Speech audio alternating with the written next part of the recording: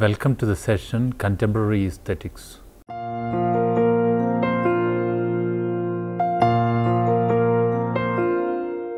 Before we begin the session on contemporary aesthetics, we must bear in mind that there are no watertight compartments like modernism, postmodernism, and contemporary aesthetics.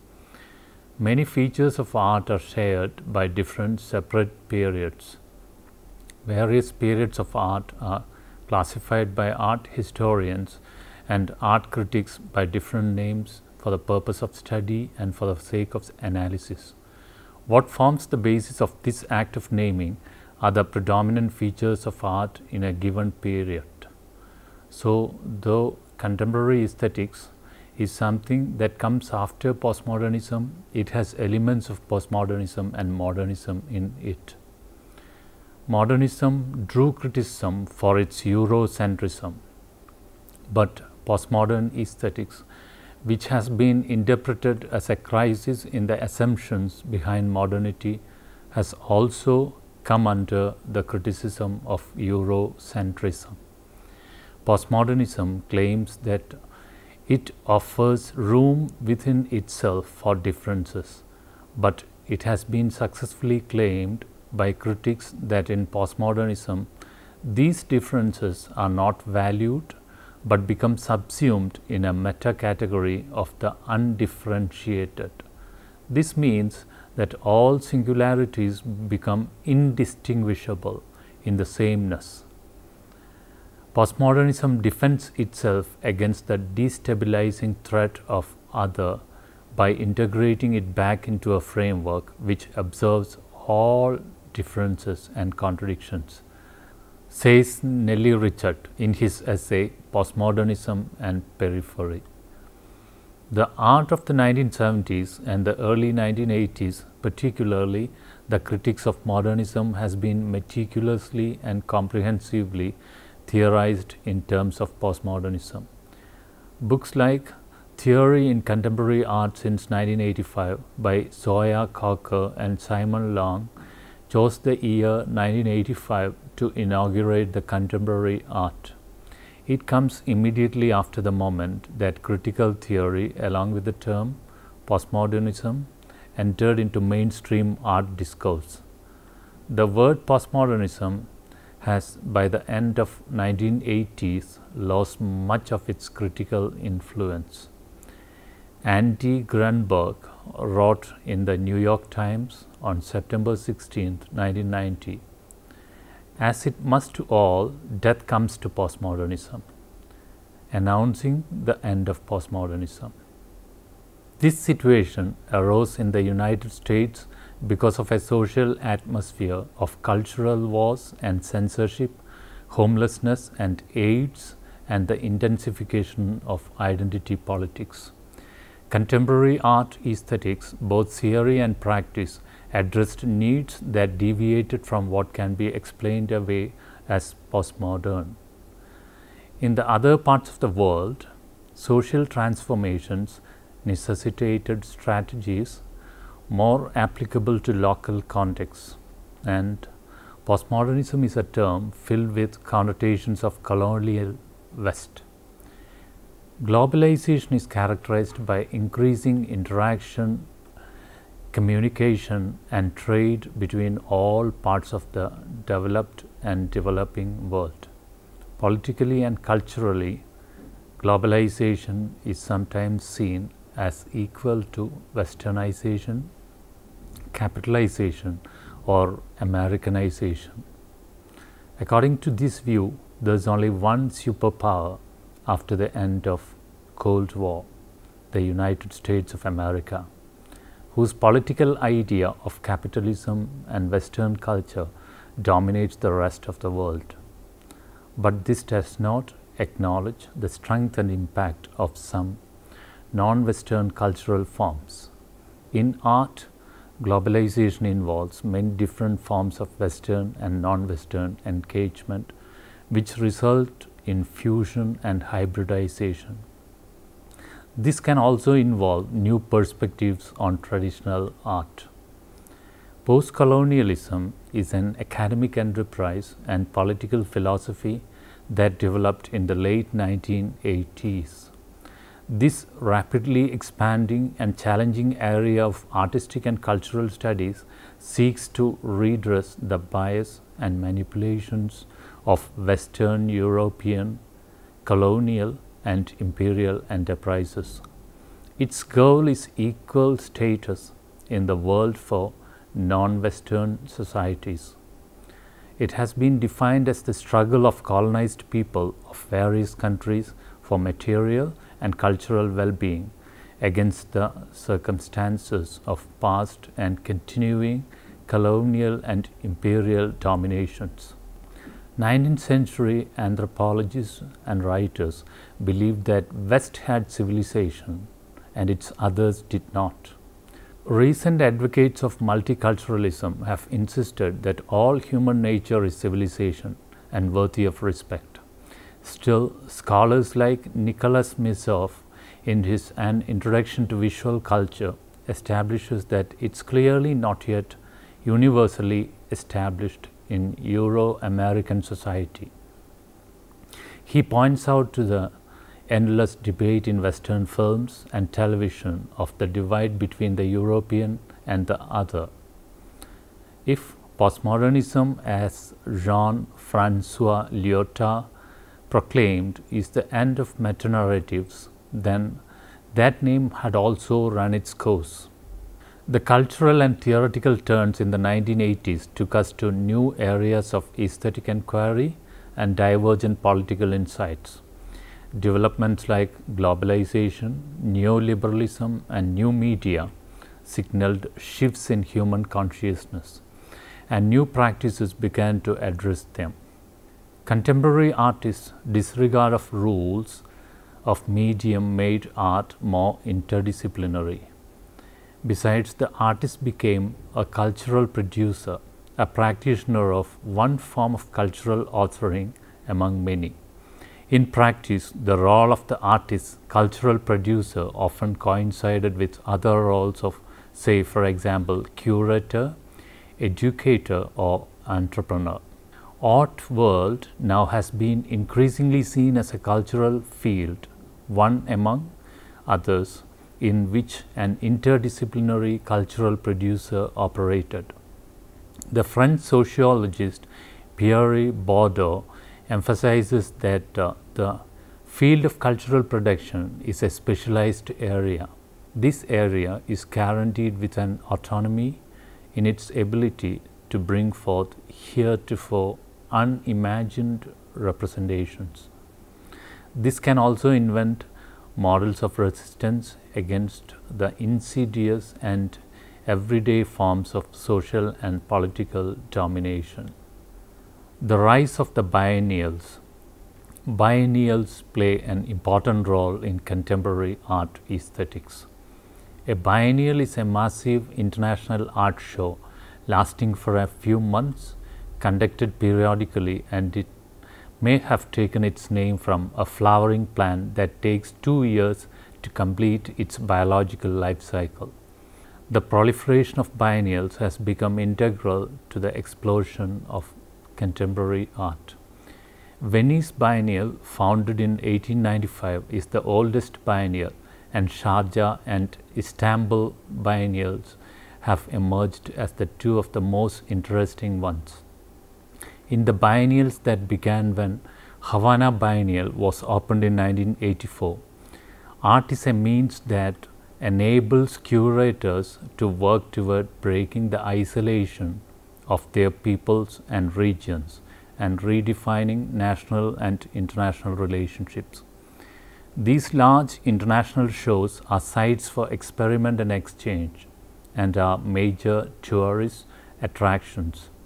The tremendous growth of new biennials over the last 15 years has been observed to enable the periphery to talk back to the centers and among themselves.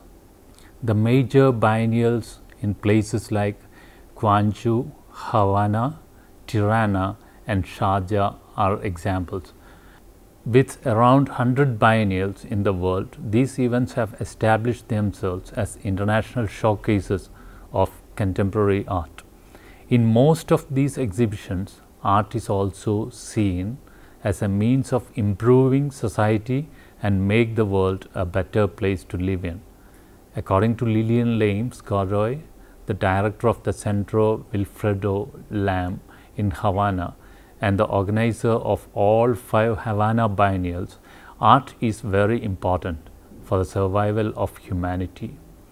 She is convinced that her biennial and the other art exhibitions of the genre can contribute to the construction of a more balanced world. The first biennial in India, Kochi Museeris Biennale 2012, is being conducted in the port city of Cochin in Kerala from December 2012 to March 2013. The birth of the curator. The contemporary art scene is characterized by the rise of the curator, and the presentation of arts is more dependent on curator than ever, says Michael Brunson in his essay The Curator's Moment. It is commonly agreed that when art from one culture is shown to another, it cannot speak for itself. Sufficient clues must be given to enable viewers to equip themselves to appreciate an artistic work that is produced in unfamiliar social conditions. The increasing institutional awareness of the importance of audience has made curators more visible as mediators between art and its viewers. Besides, installation as a standard art form in which contemporary artists around the world are working reinforced the increasing centrality of the curator. Installations involve selecting and arranging in a space often shared by visitors. They may also involve writing and educating. The dividing line between the artist and the curator fades, and this builds into the experience of art as a heightened awareness of the curator's reality. Video art. The use of a video as an artistic medium is not new, but the widespread use of video art in the 1990s has something to do with its narrative potential as a time-based medium, and it suggests a retreat from the instantaneity or simultaneity courted in much of 20th century art.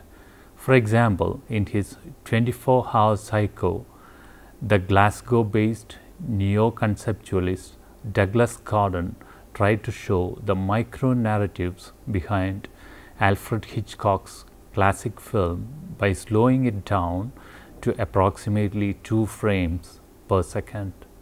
The English artist Gillian Waring explored the disparities between people's interior and exterior lives in works like Dancing in Peckham, where she presented herself dancing self-absorbedly to imaginary music in a shopping center. These video practices show a strong individualist turn in 1990s art. Many young artists of the 1990s reflected new social situation of cultural hybridization and global cross-fertilization. For example, the British artist Yinka Shonibare, who was born in England and brought up by Nigerian parents in Lagos, produced dress which suggest cultural hybridities originating from colonialism, attacking a Eurocentric understanding of both modernism and postmodernism. Film historian and cultural critic Peter Woolen asserts that the future will see ever greater cultural diffusion, but this view could also be seen as celebrating capitalism. As the 1990s art market became increasingly globalized, some art critics argued for a shift in the emphasis away from diversity towards the needs for local pockets of resistance to a market-led society. As the present-day art market became increasingly globalized, some critics argued for a shift in the emphasis away from diversity towards the need for local pockets of resistance to a marketed society. The British Art Revival. In the 1990s, a group of students at Goldsmith College, London, decided to turn the entrepreneurial ethos of Thatcherism for their benefit. In 1988, Damien Hirst persuaded the London Docklands Development Corporation to allow him and his friends to use an abandoned building to stage a three-part exhibition titled Freeze. Taking help from London dealers like Carsten Schubert and J. Jopling, a group of artists including Hirst and sculptors, installation artists Sarah Lucas, Anya Galacio and Matt Collishaw, and the painter Gray Hume attained international prominence under the YBA, Young British Artists banner. The YBA is socially inactive, but it employs a pastiche referring to egalitarian art. They were, however, criticized for catering to market and selfish ends. But for the critic John Roberts, the new British art represented a reaction against the intellectual obscurantism of critical postmodernism by promoting strains of Philistinism and proletarian disaffirmation. In the contemporary art scenario, the gallery system provides an alternative form of creative freedom from public institutions whose agendas are controlled by governments and sponsors. A relationship between art and economic globalization is inevitably happening here. Now we have a few questions for you.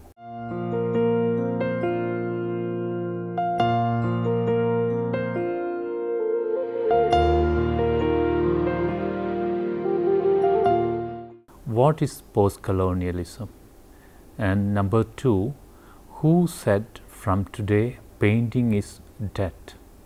Describe the culture wars that took place in the USA and describe the gallery system in art. Here are some books for your reference.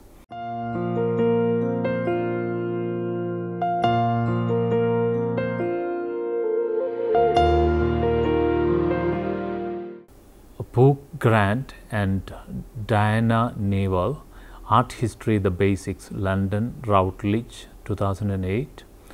Simon Long and Soya Cocker, Theory in Contemporary Art since 1985, Oxford, Blackwell, 1985. David Hopkins, After Modern Art, 1945 to 2000, Oxford, Oxford University Press, 2000.